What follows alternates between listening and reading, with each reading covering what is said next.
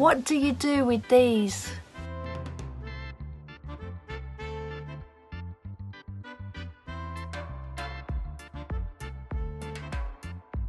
The more you sew, the more you just have scraps.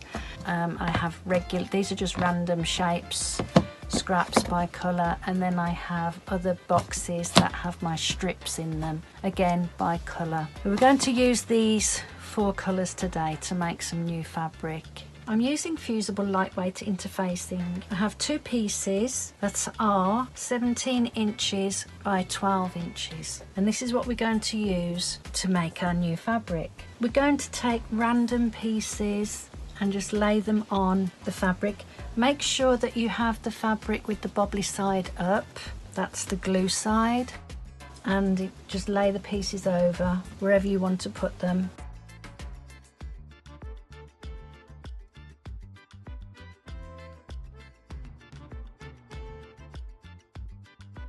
This piece has even got the salvage on it, but that's fine, that's okay. Use the tiniest of pieces.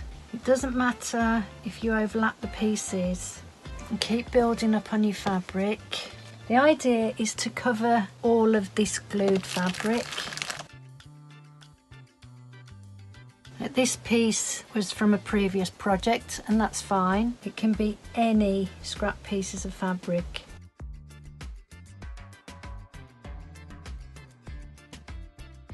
Once you have all your fabrics down, you want to just give them a press. Don't worry about any of the overlapping edges that are not down. Now this is the fun bit. If you've got loads of scrappy little bits, look at all these. These are just awesome. What do you do with these, huh? Now what we do is we take all these little bits and we just lay them over, all these stringy bits. The thinner, the stringier, the better. You can use your bits of thread, if you've got wool, if you've got ribbon, if you've got embroidery flosses, anything, any little scrappy bits. And I have these bits too, so I'm going to put some of these in. These are an old tassel that I took apart.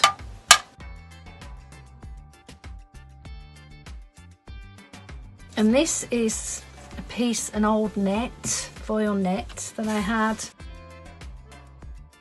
So just take your stitch picker. Can you see this bobbly bit on the end there? What you want to try and do is put that in between your 2 layers of fabric and have this point up out of the way, and pull your fabric and push on the seam ripper at the same time. It can be tricky, but it can be very rewarding if you've got it right. So see if we can do it this way round. There we go. So push the bit with the stopper on and just glide it along the fabric.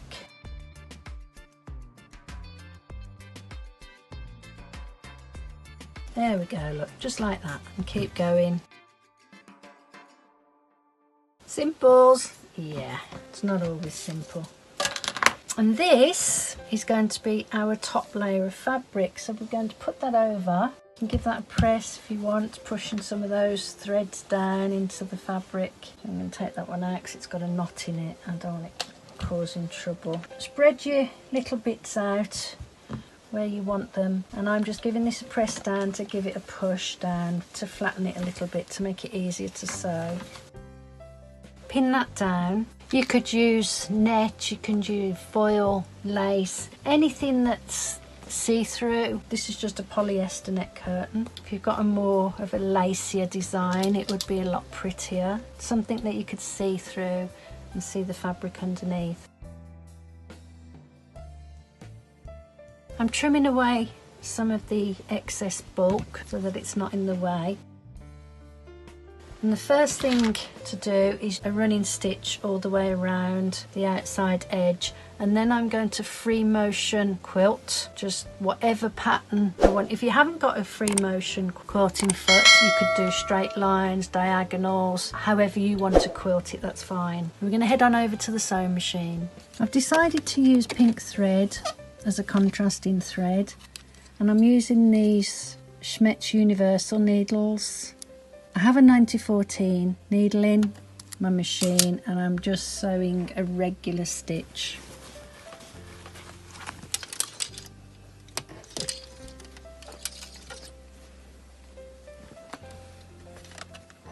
I've got my 1/4 inch foot on. I'm going to sew right on the edge, about 1/8 of an inch around the edge.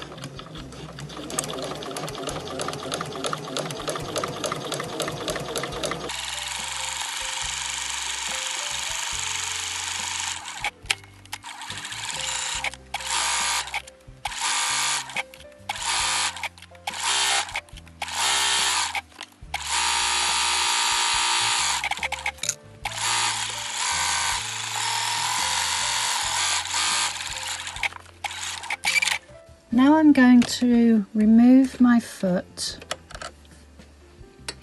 and also the foot holder.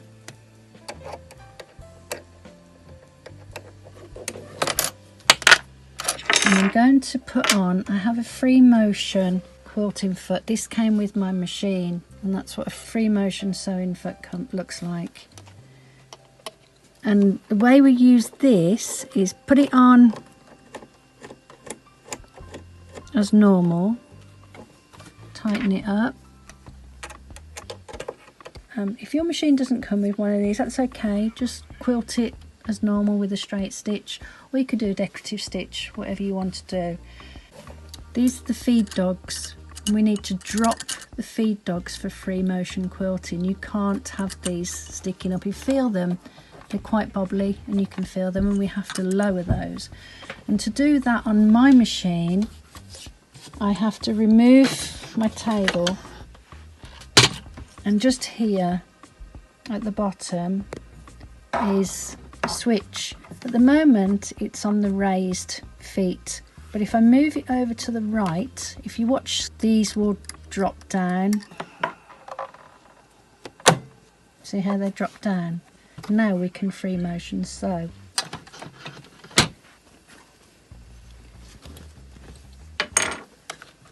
So I'm going to drop my thread down below the foot, just pull that out. I'm going to do a stay stitch, so hold on to your thread, and the stay stitch on my machine, it goes up and down a couple of times.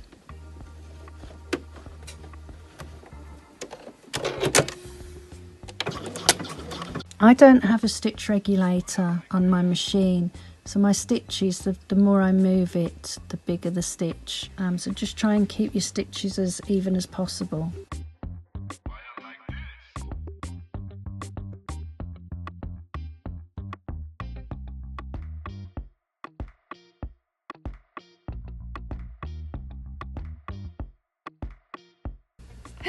Well, that was fun. Finish these 2 pieces of unique fabric, and next time I'm going to show you what I'm going to make with them. You could put all sorts in these. I just love making new fabric. Yep, let's get something made with this.